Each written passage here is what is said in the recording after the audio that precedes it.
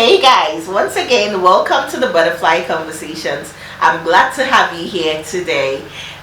Today is another gist time. I'm sure you enjoyed the last gist I gave you. So today is another gist time. Let's talk about something that got me another premium beating. In fact, this beating was premium. If you were in University of Abuja and you were living in Balami Estates at that time, you will remember this premium beating. This was 2008 as well. 2008, man, I chopped beating shall. This was in 2008, and if you were in Balami Estates, you remember that my father came to University of Abuja to beat me up. So let's go on the short break, and I'll be back to give you the full gist.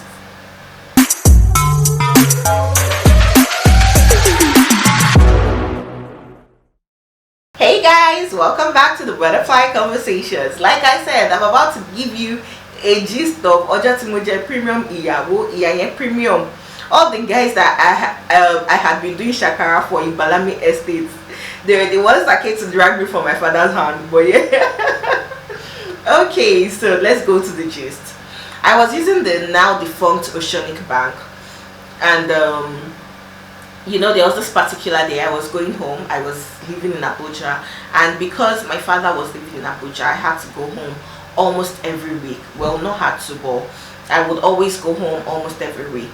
So this particular day I was going home. In retrospect, I wish I didn't go home on that day, but this particular day I was going home, and then I got to Wuse. We were living in Federal House in Yanya at that time, and then I got to Wuse. And you know that Wuse Market bus stop where buses coming from Guagalada will stop you. So I stopped there, and this guy came. Hello madame, oui, bonsoir, je m'appelle and I was like, hey, je m'appelle Ruby.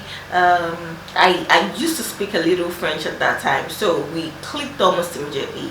And then he started to tell me about how the government seized his gold, seized his diamond, and all of that shit.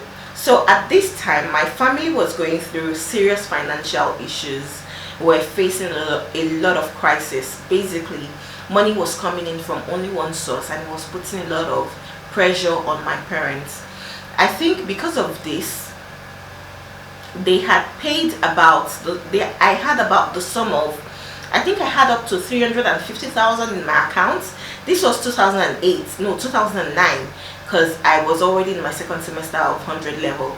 So first semester, it was still 2009, because I got into school in December. So I had about 350, if not more, thousand in my account at that point in time.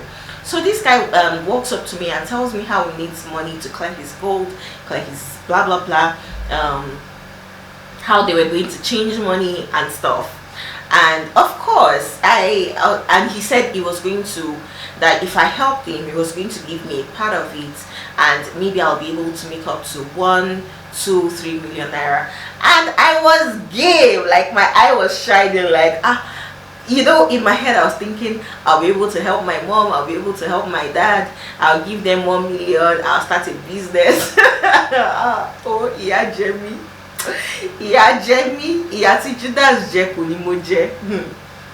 so he said we should enter a vehicle. So we entered the car going to Pape. Me, with my money, I bought gala and lacasera for this man. I paid our transportation to Pape, and then we got to this Pape block building, where they build blocks in Pape, and then we stopped there. And when we stopped, somebody came out. He said, Oga, that I think he introduced the man to me as maybe the immigration Oga. He's going to help me, he's going to blah blah blah and all of that. And I was like, oh fine, sure. We started talking about how we're going to get, I was forming good helper. We started talking about how we're going to get his goods out of customs so that everybody will get whatever they want to get, and we'll all move on with our lives. And then all of a sudden, they brought out dollars, they brought out paper, and then a machine to wash money. They brought out all the nonsense, water, chemical, and all that. And they said, oh, before they even clear the goods that are with customs, they have this papers that he stole from IBB. What? The story was short long. That they had these papers, they were going to wash money, and then it was going to come out and blah blah blah. And they did trial in front of me. So they washed it, and I think 500 naira notes or so came out. But money shot came, and I was like, oh. And then one thing led to another. I can't even remember how it happened. A prophet came out and they started to tell me prophecies about my life. Guess the prophecy, guys. Guess, God, when I think about this thing, I've gone back to Papi to see if I'll see those set of men, that exact block, whatever, and I've never been able to find them. One thing led to the other. A man came and they started to tell me prophecies, and they said, when I'm bathing in the morning, when I'm taking my bath, that soap used to fall from my hand. And I was like, yes, soap used to fall from my hand. They say it's my glory that is falling, that my destiny has finished falling. And I'm like, hey God, so this is why I've not been making a headway. I was 16, for heaven's sake. I was 16 or 17, I can't remember, Sha, but I was either 16 or 17. And they were like, soap used to fall from my hand when I'm bathing. What else? They shall give me all those prophecies, like, when somebody's telling you that, wow, that's why the cars used to queue in filling station to get fuel. If they don't queue in filling station, why will they queue? Is soap not slippery? Why won't soap fall from my hand when I'm taking a shower? Do you get me? But they gave me those prophecies. But the one I will never forget is that soap used to fall from my hand when I'm taking my bath. And I was like, yes, it used to fall every morning. And I now started thinking back to all the days where I was taking my bath and soap will fall from my hand, and I'll be like, oh God, my destiny, it's a waste. And like I said, I was using the defunct Oceanic Bank at that time, so they collected my ATM card. The prophet had already said that all the things we want to do there, it's a secret, and I must never talk about it to anybody. And I was like, yeah, sure, we'll just do it, and then everybody will move on with their lives, and that's about it. So no, I went home that day, and of course I didn't talk about it to anybody. I got home. Then on Sunday, when I was in church, I saw their call, and they told me to come and meet them somewhere. I think that is where, it's around the area where Dominion City Church is in Abuja today. The Dominion City Church, somewhere around, we'll say around that area, sure. So they took me towards that area. There was a First Bank ATM machine there, ATM there, and then they collected my card, and guys, they cleared my accounts. Like, I think they left maybe about 20 or 30,000 for me or something. They were such kind scammers. So they cleared my account, so they took all the money in the account and said I should come for my share maybe on Friday or something. So I went back to school. When I go home like that on Fridays or Saturdays, I'll go back to school on Sunday so that I can prepare for the new week. So I went back to school, and then I started trying to call them. I think I started to try and call them on Wednesday or something to tell them, oh, I hope our plans is still as it is. The numbers weren't going anymore, and I came to the realization that you've just been punked, rather you've just been scammed. That money, my school fees, my fee for the year was there. My upkeep for the whole 100 level was there. Like, I practically had my whole life money for 1 year in my account at that time. I mean, 350,000 thereabouts was big money then. So the dilly-dallying started. Meanwhile, by the way, when I go home on Fridays, my dad will still give me 5,000 when I'm going back to school. It will take me through the week. So I really didn't have need for much money for the week. I didn't have need to withdraw much money from that account, so nobody got to know about the scamming early enough. So for some reasons, I think my dad got wind that there was a problem, and then he started asking for my fee receipts. My fee at that time was just about 60 something or 70,000, maybe some 4,000 or so. So my dad started asking, have you paid your fee? Where's the receipt? Show me the receipt. bring the receipt home. And I'll say, oh, they've not given us the receipt. Ah, University of Abuja, I don't know why they're doing like that. Tomorrow, I'll say, oh, they gave us, so I forgot it at home. Next tomorrow, I'll say, oh, I submitted it in treasury unit. I'll go and collect it.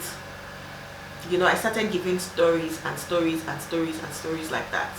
So on this particular day, my dad was on a trip, so he was coming back from Lokoja, from Kogi State into Abuja. So he decided to stop in my house. Impromptu. My father stopped in my house.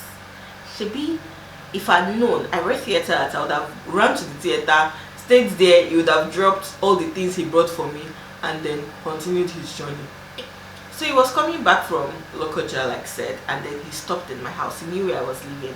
So he stopped and then he started bringing out yams. Oh, he brought yams for me, he brought rice, he brought oranges, he brought this. And I was living with my aunt. I mean, that she tried for me at that time, Auntie Buki. So, you know, Auntie Buki by this time had traveled, so she was not at home. So my dad now said, bring your school fee receipt, I want to see it. And then I started scratching my head. And then my dad was like, I said bring your fee receipt. And they've not, you know, I started having all those, and my dad knew, of course, my dad knew at that minute that there was something wrong. I think next thing I saw was stars, because I don't even know where the beating started from, but all I know was I started seeing stars. I started counting 1, 2, 3, 4. Oh, my father beat Shege Sibilara, and like I said, we're living in Balami Estate. I was living with my auntie, and we're both living in Balami Estate at that time. So all the guys that maybe they had been trying to talk to me that was not giving face. So my dad was beating me. No, my dad was really mad. I cannot say the extent to which he went that day, but he was really mad at me. So I was just there screaming, shouting. The whole of Balami Estate, if you know Balami Estates, then all the guys that sell oranges, that sell dates and all of that, all those malams in front, they came into our house. All the guys that used to live in the other sides of Balami, they came into my house. Sir, leave her alone. I think it was like, I'm her father. I can't. Well, they shall drag me from my father's grave. And my father was like, I disown you. I can't count how many times that. Really, my father know they try for that I disown you talk. But yeah, my father was like, don't come to my house, don't talk to me. Quickly, the guys in Balami had called my auntie. That man, they don't finish your sister and all of that. So meanwhile, my father had called my auntie, whoa Buki. So yeah. So but I remember this part of the gist. When they were going to ask me, they were like, Kilo for shit, blah blah blah. I said I cannot talk, that if I talk I will die. You remember that I had told you that the guys told me if I ever mention it to anybody, I'm going to die. So when they were asking me, I said if I talk I will die. So my auntie brought paper and biro, and then I wrote it down. I wrote the story of what happened, and I can't remember. I think she was like, say it out, you're not going to die. And then I was like, Auntie Buki, I will die. And then that was how I was able to explain what happened to the body. But in the end, when they forced me to say it out, I did not die. I'm still alive. Well, those guys, no matter how kind you were, because you did not take all the money, so you were a kind scammer. But no matter how kind you were, God will punish you for scamming me. You will not. Let me zip it up. But yeah. But stupid me, I still lied to my father that the money was remaining like 100,000. I didn't even tell him. Okay, I think I just said they scammed me, and I told him that maybe the money was remaining like 100,000 or something. But the money was not remaining shit by, because even the one that the kind scammers left for me, I had spent it. Go and be drinking at lab ice cream. Ah, so yeah. So my father had to come back to person that said he has disowned me. He tried to drag me to the bank. We went back to the bank. He got my statement of accounts I think he saw how it was withdrawn. Maybe he was able to believe that he scammed me. I remember this friend of mine, in retrospect, let me not talk about that, but I remember this friend of mine also used to follow me to the bank, so they were able to see that indeed I was scammed and all that stuff. My father was like, can I trace where they took me to? We tried to trace it, but really I couldn't even. Maybe we got there and they denied ever knowing me or something. But yeah, I got premium beaten, but it was my mom that saved me. My mom was like, she be most of fun. I mean, she was talking to my dad that she wanted my dad not to pay in such an amount of money into my account, because that was my first interaction with really good money. So she was like, she be most of when we come out somewhere yes account there, most of when we come out from in beats to money there, and then but she was able to plead on my behalf. They paid another fee for me directly this time around. They didn't give me the money, they paid my fee and all of that. Since that time, my parents never sent huge sums of money to me until I left school. And really, I was pretty much bad with money in that stage of my life. I was terrible with money. I remember that there was a time when the departments gave me some money to hold, and I used the money for charity. I swear to God Almighty. I used the money to pay jam fee for people. Like my department's money, I used the money to pay jam fee for people. Ah God, I was stupid. I swear, like it was premium stupidity. When it was now time to pay back the money to the department, I thought I would have gotten. I mean, I was feeling like a big girl. I thought I would have gotten money to pay back the. I think it was about something thousand. I thought that, and that time this was big money. I thought I would have gotten money to pay back to the department, but my darling, money no show. It did not show. I think in the end, I remember Salima Ali. Salima took me. She got money for me. Then we sold my phone. We sold most stupid. No, we sold my. Did we sell my phone? No, I don't think we sold my phone, but I was able to get the money. But I also remember a situation where Salima Ali, okay, no, they stole my phone, and I couldn't go home to say they stole my phone. It was a new Samsung phone, one of the top Samsung phones at that time. So I couldn't go home to say they stole my phone. So Salima Ali, God bless you wherever you are, she took me to the area where they used to sell phone at that time, somewhere after SDP Junction or something. No, it was not SDP, it was Atlas Hotel, somewhere after Atlas Hotel. Then she took me towards there, and then she went to get me a new phone, the exact phone I got. I misplaced at that time. But yeah, that's my gist for today. I hope you enjoyed it. Do you have any of those money stories? Click the comment section, share with me, and of course don't forget to click the subscribe button. Follow me. What else? Yeah, follow me. Click the subscribe button. From Ruby, it's cheers. Thank you for joining me.